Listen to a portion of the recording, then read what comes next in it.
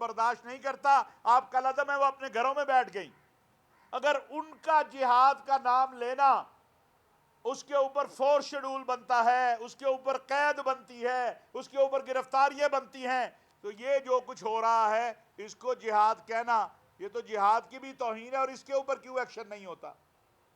हम रियासत से भी ये गुजारिश करना चाहते हैं कि अगर जत्थों से निज़ाम की तब्दीली की बात है तो फिर पाकिस्तान की तमाम मजहबी सियासी जमातों को इजाज़त दीजिए, जो बड़ा जत्था पार्लिमान के सामने ले आए वो निज़ाम को अपने हाथ में ले ले, फिर दूसरा आ जाए, फिर तीसरा आ जाए। इस तरह निज़ाम जो है ना तब्दील होता है। पाकिस्तान का एक आइन है, एक कानून है, एक दस्तूर है, उसी के मुताबिक जो है वो आगे बढ़ेंगे।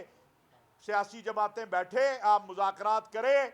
आप वज़ीर आज़म को कहते हैं मैं आपसे मुज़ाकरात नहीं करता, तो आपने मुज़ाकरात तो पीडीएम से ही करने हैं इलेक्शन के लिए। ये नहीं मुमकिन है कि आप कहें कि मुल्क की 12-13 जमातें, इनसे तो मैं बात नहीं करता, तो आपको किसी ने इंतखाबात नहीं देने। जो भी आप कर ले, अल्टीमेटली आपको मुल्क की सियासी जमातों के साथ बैठना है। तो आप कल की बजाय आज बैठिए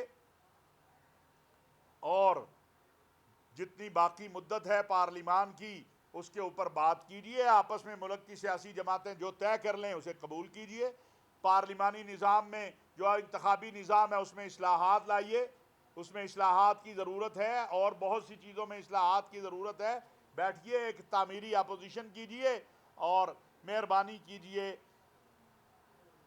कि दोस्त ममालिक के हवाले से तबसरों से गुरेज कीजिए। तो ये आप साथी सवाल एक एक करके, पहले इधर से ले ले फिर आपसे। इमरान खान ने 3.5 साल हुकूमत की, हमने देखा कि यही फौज भी ठीक थी, ये इदारे भी ठीक थे, आपका इक़्तिदार भी ठीक था, आप IMF से कर्जे भी लेते रहे, ठीक था, आप अमेरिका के साथ ताल्लुकात भी आपके, और आपने कहा कि मैं तो वर्ल्ड कप जीत के आऊँ। अब ये क्या हो गया सब? आप क्या कहते हैं कि जो इक़्तिदार से उनको निकाला गया, ये सब उसी की है कि वो मुल्क और कौम के साथ ये करने जा रहे हैं? इमरान खान को इक़्तिदार से ना फौज ने निकाला ना किसी इदारे ने निकाला है। इमरान खान साहब अपने वजन से गिरे हैं, अपने रवैये से गिरे हैं, अपने जमात के बाज लोगों के रवैयों से गिरे हैं इमरान खान साहब। और यही तो सवाल है कि रात की तारीकी में बड़ा भाई और रात की तारीकी में मुजाहिद आज़म और रात की तारीकी में बहुत अच्छे और दिन के उजाले में वो कभी जानवर और कभी मीर जाफर और कभी मीर सादक, ये क्या है? अभी भी आपने कल रात वज़ीर आज़म साहब का वो देखा कि उनको पैगाम भेजा जा रहा है कि ये आए, ये तय कर लेते हैं, और एक तरफ आप गालियां देते हैं। तो गालियां छोड़ें, आए टेबल पे बैठे, टेबल पे बैठ के बात कर लें। अशरफी साहब, आप ये नहीं समझते कि एक तरफ से ठीक है आप मजाक फरमा रहे हैं, लेकिन दूसरी तरफ से आप देख रहे हैं कि इदारों को इस्तेमाल करना चाहिए था?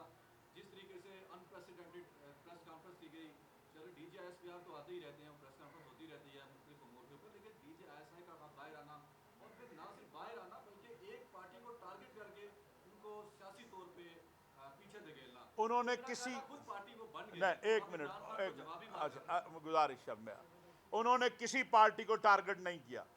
जो 6 माह से उन पर गंद उछाला जा रहा था, क्यों आए DGISI? ये भी तो सवाल है ना। एक मिनट, अब आप मुझे बात करने देंगे। आपका सवाल ले लिया, अगर बहस कर रही तो हम फिर उसको और नाम दे लेते हैं। क्यों DGISI को आना पड़ा? इसलिए कि आप 6 माह से लगे थे और अब आपने एक खून के ऊपर सियासत शुरू कर दी थी। आपने अरशद शरीफ शहीद के खून के ऊपर जो है वो अपने वही जुबान, वही अमल, वही इल्ज़ाम तराशी दोबारा शुरू कर दी। किस पे? इदारों के ऊपर।